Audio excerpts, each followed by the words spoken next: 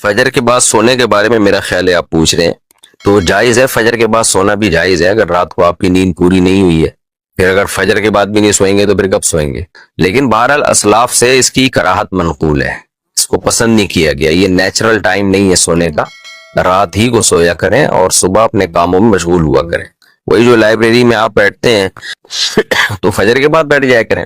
چند دن تکلیف ہوتی ہے اس سے، عادت جب خراب ہو جاتی ہے نا، وہ سائیکل چینج کرنے میں، جو آپ کا باڈی کا جو سائیکل خراب ہو گیا ہے، چند دن تکلیف ہوتی ہے، اور ماہرین کہتے ہیں 21 دن تک کسی کام کا عادی بنا دیا جائے تو باڈی یوز ٹو ہو جاتی ہے، پھر عادی ہو جاتی ہے۔ تو بہرحال جائز ہے فجر کے بعد بھی سونا، لیکن ناپسندیدہ کام ہے، بہتر نہیں ہے۔ اسلاف سے اس عمل کی برائی منقول ہے، اور قرآن نے بھی رات کا وقت بتایا ہے سونے کے لیے، اور ویسے بھی اللہ نے اگر ہمیں فجر کے بعد سلانا ہوتا تو اللہ فجر میں اٹھاتا کیوں ہمیں حکم دیا جا رہا ہے نیند قربان کر کے اٹھو، اس لیے تھوڑی کہ تاکہ دوبارہ سو جاؤ۔ تو جائز ہے، بہتر نہیں ہے، پسندیدہ نہیں ہے، صحت کے لیے بھی نقصان۔ روزے سے کیا تمام گناہ معاف ہو جاتے ہیں؟ کیا رمضان میں روزہ رکھنے سے کبیرہ گناہ معاف ہو جاتے ہیں؟ سیف اللہ صاحب پاک پتن سے، دیکھیں کبیرہ گناہ توبہ کے بغیر معاف نہیں ہوتے۔ یہ جو حدیث میں آتا ہے نا کہ رمضان سے سارے گناہ معاف ہوتے ہیں، اس کا مطلب یہ ہے کہ رمضان میں انسان کو توبہ کی توفیق عام طور پہ مل جاتی ہے اور وہ توبہ کر لیتا ہے، جس کی وجہ سے سارے گناہ معاف ہو جاتے ہیں۔ اور ہم نے دیکھا ہے بہت سے لوگوں کو رمضان آتے ہی توبہ کی توفیق مل جاتی ہے، بہت سے لوگوں کو دوسرے عشرے میں، بہت سے لوگوں کو تیسرے عشرے میں توبہ کی توفیق مل جاتی ہے، اعتکاف میں بیٹھتے ہیں آخری عشرے میں یا لیلۃ القدر میں عبادت کر لیتے ہیں، تو ان کو گناہوں پر ندامت ہو ہی جاتی ہے، وہ اللہ سے معافی مانگ ہی لیتے ہیں، توبہ کر لیتے ہیں۔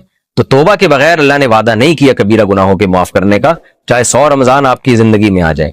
اللہ اپنی رحمت سے کسی کو معاف کرنا چاہے تو کوئی اللہ پہ تو پابندی لگا نہیں سکتا، اللہ کی رحمت بہت بڑی ہے، لیکن اللہ نے بتایا یہی ہے، اعلان یہی کیا ہے، ان الذین یکسبون الاثم سیجزون بما کانوا یقترفون، جو گناہ کما رہے ہیں ان کو سزا ملے گی۔ اس لیے توبہ کریں، رمضان کو غنیمت جانے۔ حدیث میں آتا ہے کہ اس پر اللہ کی لعنت ہے جس کو رمضان کا مہینہ ملا پھر بھی اپنی بخشش نہ کروا سکا وہ۔ تو اس سے پتہ چلتا ہے رمضان سے آٹومیٹیکلی گناہ معاف نہیں ہوتے، بلکہ اس میں جو ہے وہ توبہ کرنی پڑتی ہے۔ رمضان میں اصلاح نفس کا طریقہ، رمضان المبارک میں انسان کی اصلاح کا کیا طریقہ ہونا چاہیے؟ محمد سفیان، بہت اچھا سوال ہے، یہ سوال لوگ پوچھتے نہیں ہیں، آپ کا شکریہ کہ آپ نے پوچھا، اللہ جزائے خیر دے، سب کو فائدہ ہو جائے گا۔